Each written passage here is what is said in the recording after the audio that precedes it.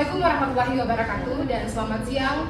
Halo teman-teman semua, selamat datang di podcast kami. Hari ini kita akan membahas seputaran kehidupan SMK dan kesadaran sosial bersama saya, Putri Ananda dan dua rekan saya. Saya Sahrul. Saya Suhail. Oke, jadi hari ini saya bersama dua rekan saya akan membahas seputaran kehidupan SMK. Nah, ini tentu relate dalam kehidupan anak SMK. Nah, hari ini kita mendatangkan 3 narasumber langsung dari SMK yang sangat cantik dan ganteng-ganteng. Hari ini kita mendatangkan 3 siswa dari kelas 11 TKJ SMK Negeri 5 Makassar. Boleh langsung diperkenalkan dari ceweknya dulu? Perkenalkan, nama saya Nurlisa dari 11 TKJ. Saya Fatul Mulan. Saya Muhammad Harlando. Oke, jadi 3 narasumber ini ada Nurul Nisa, ada Zaki, dan Harlan. Kemudian hari ini dan momen ini kita akan memulai dengan membahas percaya diri dulu. Jadi topiknya sangat menarik untuk dibahas. Langsung saja saya serahkan ke teman saya untuk membahas dan membuka podcast ini dengan topik percaya diri bersama diri sendiri. Oke, langsung saja. Oke, kita masuk ke segmen yang pertama ya, di mana segmen percaya diri dan minder. Di mana di sini percaya diri itu kita tidak merasa tinggi atau merasa sombong tentang potensi diri atau yang kita hadapi, tetapi di mana di sini percaya diri itu kita bisa mengatasi masalah yang kita alami. Sedangkan minder itu berbanding terbalik ya, di mana minder itu kita merasa kurang yakin atau tidak berani mengeluarkan pendapat atau merasa tertinggal ya di beberapa orang lain atau di teman-teman kalian. Pernahkah adik-adik ini merasa di posisi ini? Coba ceritakan. Saya bisa mulai dari Harlem mungkin. Kalau dari saya juga pernah merasa tidak percaya diri pas pengibaran 17-an di SMK 5. Pertama kalinya itu masuk Paskib. Di situ saya ditunjuk jadi danton pasukan. Awalnya di situ malu-malu kan, tidak percaya diri, nervous, tidak berani kan keluarkan suaraku. Tapi ada kakak Purna salah satu dekat rumah juga kasih percaya diri kan. Nah, bilang kalau tidak berani lo kasih keluar di sini suaramu, sampai kapan aku mau begini. Dan di situ mulai berpikir beranikan diri nih untuk kasih keluar suaraku. Tidak lama terbiasa kasih keluar suaraku, jadi terbiasa tampil di lapangan juga. Oke, sangat menarik ya jawaban dari Adik Harlan, di mana di sini Adik Harlan mendapat motivasi dari seorang seniornya ya, sehingga dia bisa mengatasi rasa tidak percaya diri mengeluarkan pendapatnya. Oke, sekarang kita beralih ke Adik Zaki. Saya juga dulu pernah merasa tidak percaya diri, tapi untuk mengatasinya itu saya biasa selalu mencoba hal-hal yang baru dan pengalaman supaya bisa menunjukkan rasa percaya diri. Dan akhirnya itu saya melihat kakak-kakak mahasiswa yang lalu pede sekali begitu Kak. Jadi saya termotivasi itu Kak, supaya kayaknya bagus kalau bisa kita tampil di depan untuk bicara. Oke, jawabannya sangat menarik ya, bahwa Adik Zaki ini termotivasi oleh mahasiswa PPL yang menjadi dorongannya untuk terbiasa untuk percaya diri. Oke, selanjutnya kita beralih ke Adik Nisa. Coba, bagaimana jawabannya? Kalau saya nggak percaya diri kok kayak nggak berani kan nampil di depan, kayak contohnya presentasi. Karena kayak selalu pikir orang kayak so pintar, padahal itu sebenarnya bukan. Kayak supaya bisa juga tampil di depan tanpa harus lagi memikirkan dan bisa ini dan bisa harus bisa. Karena jumlahnya pasti nanti dibutuhkan itu tampil percaya diri. Oke, baik. Saya sangat setuju juga dengan jawaban Adik Nisa ini, bahwa sebuah kemampuan ini untuk percaya diri itu bukan sebuah sok pintar atau apa ya, tetapi ini kemampuan kita dalam diri kita. Oke. Tapi saya ingin bertanya tentang ketidakpercayaan adik-adik tadi, salah satunya Tuhan tadi. tadi Harlan itu menyebutkan bahwa dia tidak percaya diri pada saat dia mau latihan paski. Oh iya, latihan paski. Tapi apa sih alasan Harlan, kenapa Harlan ini merasa tidak percaya diri? Apa sih gangguan yang ada di pikiran Harlan pada saat itu?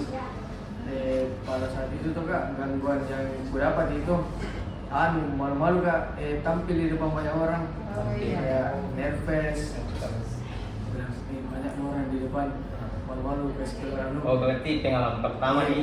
Oh iya, pengalaman pertama. Oke. Kalau Nisa sendiri yang tadinya yang tidak percaya diri ditampil di depan itu karena memang belum terbiasa atau bagaimana? Belum terbiasa. Saran saya deh, kita sebagai pendidik ambillah kesempatan kalau bisa masuk di misalnya ada kegiatan-kegiatan. Itu kegiatan sangat berpengaruh sekali. Karena kenapa? Di kegiatan itu banyak pengalaman yang bisa kita ambil dari situ. Mulai dari speaking, kita public speaking. Itu salah satu yang saya sadari saat ini, karena saya juga salah satu orang yang kemarin itu tidak sama lah dengan adik Nisa ini. Saya itu juga sangat pemalu karena saya itu gangguan saya itu ada di cadel, tidak bisa bilang om. Saya sedikit berbagi ya kalau saya, tapi jadi alhamdulillah sekarang saya membiasakan, saya mencoba. Jadi ya alhamdulillah saya bisa begini karena memang terutama juga ada motivasi dari teman-teman juga sih. Mungkin itu saja ya.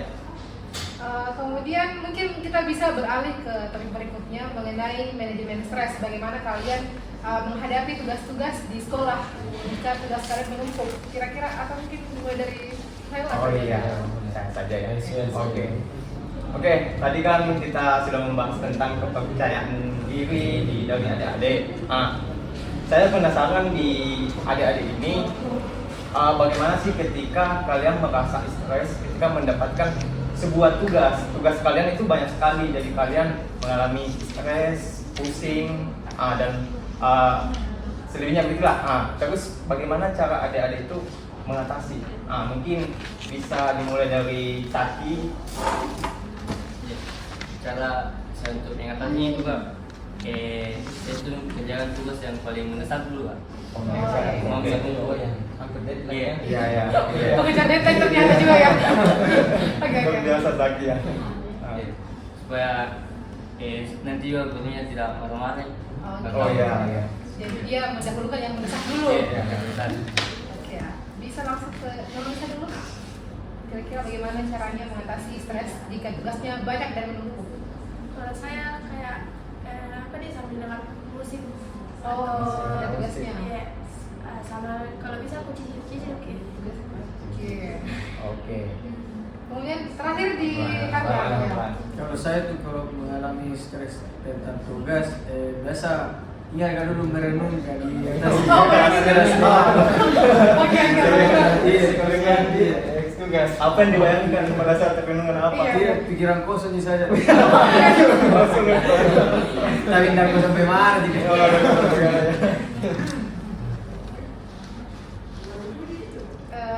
Kalau tadi dari Harlan, dia merenung dulu toh. Iya. Kemudian kalau Zaki, dia mengerjakan yang mendesak dulu.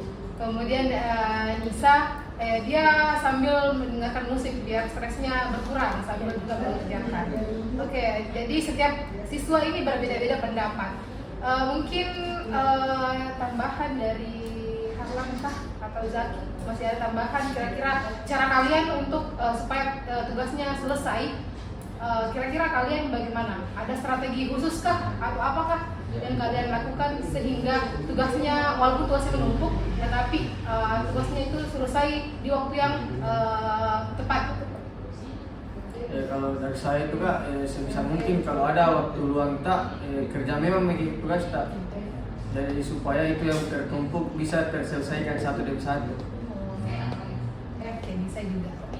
Dari Zaki Kalau saya kasih jadwalnya. buatkan list tuh Iya, jadi list iya. dia dibuatkan kira-kira tugas Iya. 1, 2, 3 Iya, juga ingat ya. menurut ya. Mulai dari yang susah mungkin ya. Iya. Oke. Kemudian bisa langsung berikutnya Sarul, topik ketiga. Oke. Ya, kita masuk di segmen ketiga itu pengambilan keputusan. Nah, di sini kan di SMK 5 pasti ada aturan di sekolah. Terkait aturannya itu kan ada beberapa siswa yang melakukan pelanggaran di sekolah. Mungkin adik-adik pernahkah mengalami itu kan, misalnya diajak ke bolos Iya, sama sama temannya temannya. atau Pernah diajak keluar iya, sekolah, nah masuk sekolah. melakukan pelanggarannya Iya. di sekolah. Mungkin bisa dimulai dari adik Nisa dulu. Iya. Tahu. Jadi nggak pernah Nisa ini yang ngalamin seperti itu. Iya, diajak melanggar. Atau mungkin dia yang mengajak. Iya, kita ada teman-teman yang melanggar kira-kira. Ya bagaimana? Saya kata bertanya dulu untuk apa kamu bolos. Pasti kalau bolos ada konsekuensinya, bukan juga dari sekolah, dari orang tua juga. Dan dari orang tua juga itu sebenarnya beda-beda ya. Kalau orang tua aku ketat sekali. Atau kalau teman-teman Iya, kok kayak biasa bodo amat ya orang tuanya. Jadi dia Nisa ini dari orang tua juga dari keluarga, jadi sangat ketat dan tegas sehingga mungkin juga Nisa takut deh, Iya. takut untuk melanggar. Oke, langsung ke Zaki lagi. Sempat Zaki pelaku ini Iya. mengajak teman-temannya. Dia yang mempengaruhi. Ya kita sharing-sharing lah. Dia yang mempengaruhi. Kalau saya nggak diajak ke bolos, tanya dulu. Oke. Tugasku nanti ketinggalan ulangi tuh, susah ulangi, banyak lagi ketinggalan. Terus nanti kalau mau periksa tugasnya tidak bisa minggu kumpul. Sebaiknya jangan mau bolos dulu. Pernah diajak sebelumnya, oh udah pernah Oh, cerita udah gua. pernah, Untuk Iya, biasa udah lagi. pernah. Oke, terakhir ke Harlan. Kalau saya juga untuk kalau bolos pernah juga diajak sama teman-teman. Iya kan? Iya. Dia Ada orang. Tidak bisa pikir-pikir Jinta langsung kutanya jawabannya ke teman. Oh, iya. Pas ditanya bilang mau bolos, kupikir-pikir dulu. Besoknya datangnya langsung ke sekolah tidak kutanya. Oh iya. Jadi dia menolak secara halus ya. Secara halus. Oke, ternyata jawaban dari tiga narasumber kita berbeda-beda, tergantung dari kasus yang dihadapi juga. Dari teman-teman mungkin juga yang mengajak. Tapi kalau perempuan sih jarang sih diajak bolos, kecuali memang kalau laki-laki. Memungkinkan pasti ada ajakan dari teman-teman ya. Banyak. Teman-teman mungkin Mas. Oke, segmen berikutnya saya serahkan ke teman rekan saya. Oke. Yang sebelumnya kasus tentang masalah pelanggaran. Iya. Tapi ini saya ingin sedikit ingin tahu sih bagaimana di adik-adik sekalian ini di lingkungan di sini di lingkungan sekolahnya itu kemarin kan sedikit lah apa yang saya sudah